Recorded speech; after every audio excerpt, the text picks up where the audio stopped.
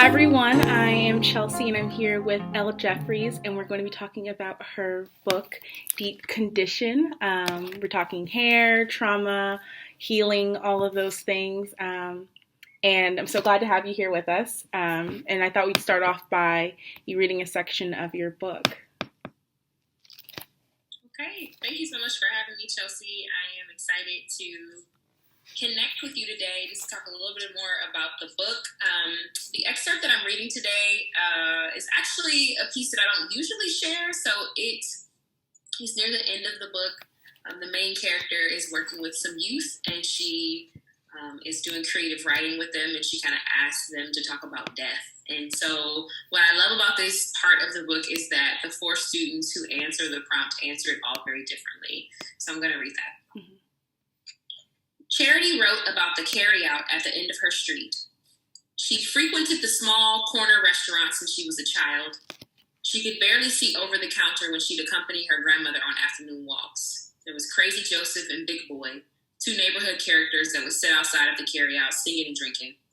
They'd watch out for her and the others for years until Big Boy got shot and Crazy Joseph passed away. A real estate agent recently approached the owner of the carryout, offering him more money than he'd ever made at the store. He had a choice, to sell or not to sell. Charity described how his life would change and how hers would too. The block would die, only to be imbued with the life she wouldn't have access to. Riley wrote about caskets and bassinets. She was fearful that her baby might need both, like her cousin Jackson. He died in his sleep 5 months into the life he was supposed to fill. He didn't utter a word, just died in his crib, enjoying the angels he often smiled at during naps. Riley could still hear him coo when she'd walk past her cousin's bedroom, although she wasn't sure if it were a figment of her imagination or the sound of a mother's broken heart beating with the regularity. Either way, she missed him like she missed her unborn child. Roland described the sound of death. He said it sounded like ambulance sirens in the distance, sounded like the pitter-patter of feet on the pavement after dark. Death sounded like a vodka bottle hitting the dining room table repeatedly, sounded like a mother's scream, sounded like dearly departed. The sound of death was so loud, so ubiquitous that he hadn't heard much of anything, until he heard the sound of life. Life was a baby's cry in an ice cream truck wailing past children that smelled like outside.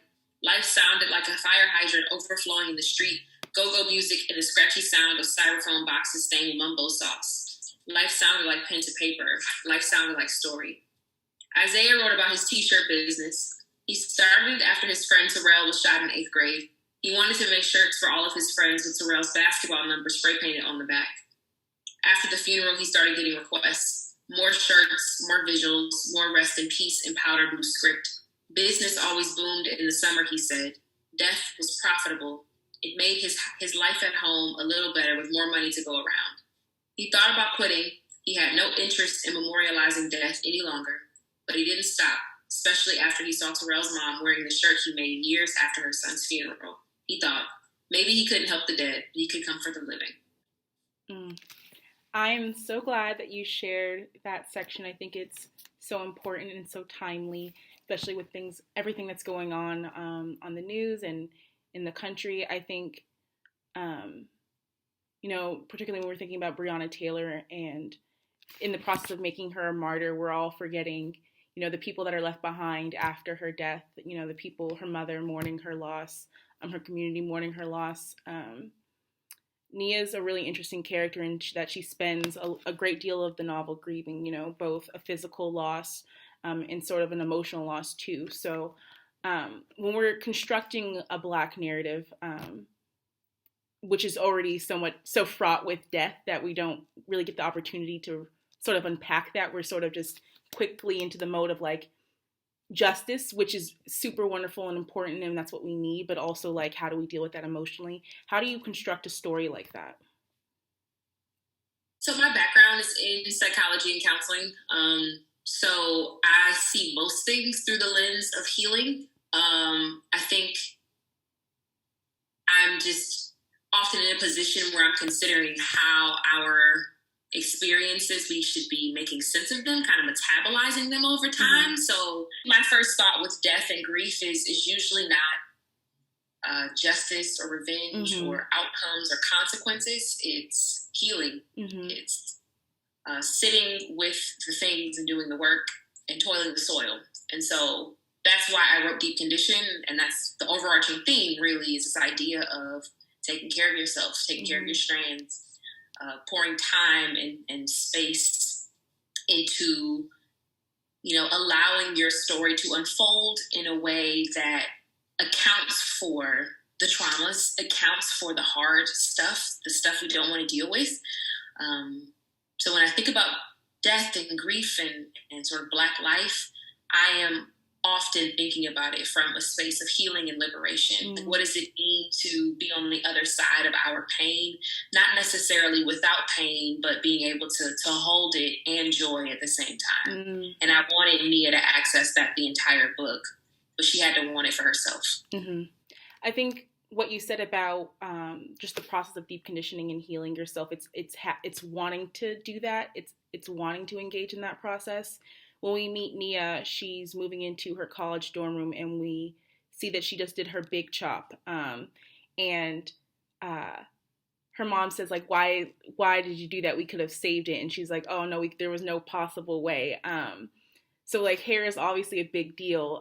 In the beginning of the novel, it's not something she leans into at first.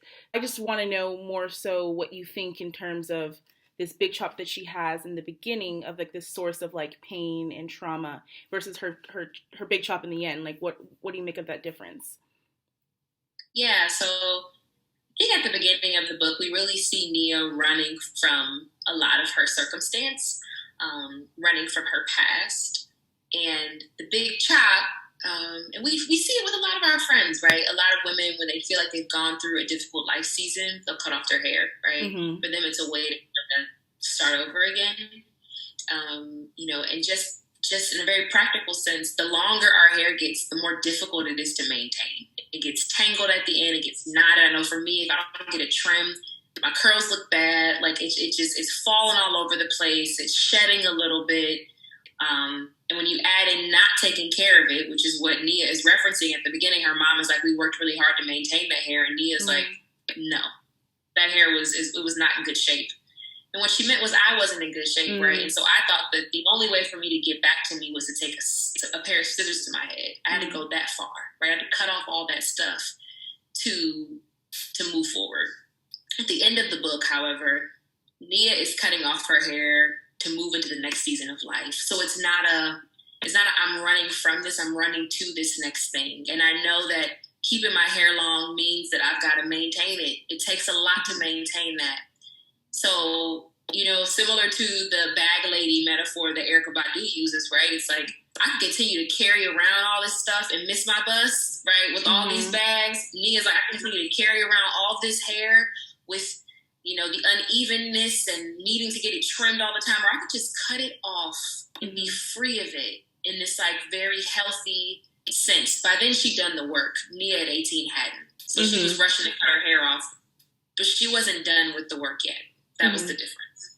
I think Nia is very much a relatable character, not in a cheesy BuzzFeed kind of way, but more so in a, I know her, like that's a girlfriend of me. That's my best friend. That's me, And I think her journey in terms of being like young and sort of vulnerable and the lack of willingness to engage with others, that changes over the course of time. Nia is very observant. The way she expresses herself externally is very different than what is explored externally. When you're creating this sort of narrative, how do you construct a character like Nia, who is sort of battling with all these tough things that she doesn't allow others to see, that she's not willing to engage with others about?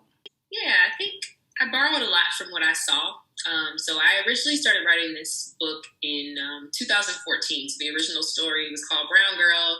It actually was online.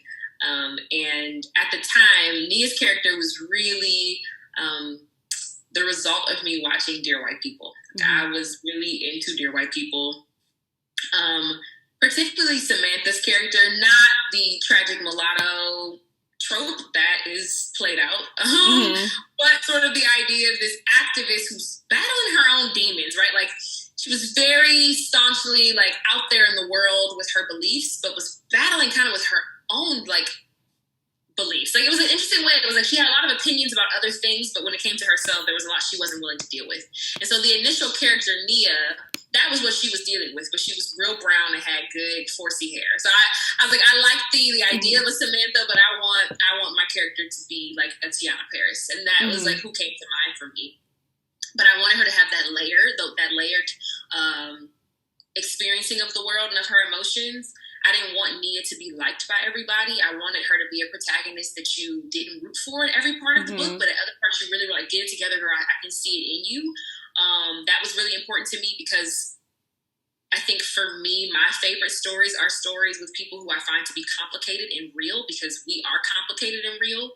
And so I wanted there to be moments where folks didn't understand why Nia was making a decision, and then understood later on down the line, like, I see why she struggles to love Quentin. I understand now why, she's going back and forth with Grant. So I did want to make her complicated, a little messy, a little confusing at times, because we are all of those things, and I really wanted a realistic character. I actually draw a lot of parallels between your book and Queenie by Candace Carty-Williams. Interesting. Yes. I say that because I think, in Queenie is 25, so she's at the stage where she should kind of have things a little bit more together, and she doesn't. And I think that shows sort of like the seasons of being aware of like your Black body and having these beliefs of like, I know the ways in which I've been mistreated. But I don't necessarily have like the language or the tools to sort of vocalize that. And when we first meet Nia, she's moving into her college dorm room, and she's in this space amongst white people who she doesn't know how to react. So she blurts the first thing that comes to her mind of like, oh, my roommate didn't want me because I was Black. And maybe that's not the way you would respond to someone, even though that's the way we feel. It's just like, maybe we should choose our battles kind of thing. And I don't think Nia learns that at the right moment. And that's sort of, I think, what Queenie goes through. Trauma, where a lot of these processes are dictated by trauma. When you're talking about something that's so complicated about being Black and existing in white spaces, you paint that so beautifully in the novel. But I want you to sort of, explain that to our viewers and the readers of your book. Yeah, so Nia is a student at a predominantly white institution. I went to one, the Ohio State. I do love the Buckeyes. I loved my experience, but I had a lot of uncomfortable moments where I was confronted, with my race, with my class. Just a lot of awakening, revelatory conversations that happened in really uncomfortable contexts. So I remember being in like sociology and, feeling like I was like the representative for my race. And I made Nia outspoken, right? She's a journalist. She's seeking this school out specifically because they have a publication that she wants to write for, because she wants to write about race, right? She's coming from a white context, too. She grew up in a school district where she was, one of few Black students, and kind of had that discomfort of, trying to navigate spaces with people who don't look like her. And so she comes to campus and she's thinking, oh no, I'm going to write about Black people, because now I have the platform to do this. And that conversation she has with the RA in the hall, where she says, oh, okay, my roommate left because I'm Black. That's something I wanted to say when I was a freshman. I had a really interesting white female roommate from Pennsylvania.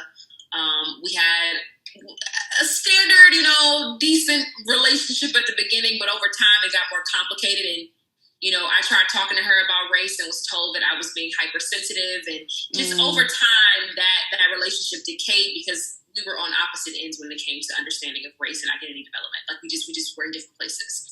And so when I was writing Nia, I was sometimes writing things that I wanted to say that I didn't feel like I could. And if nothing else, Nia knew that she was Black. She struggled with her womanness throughout the book.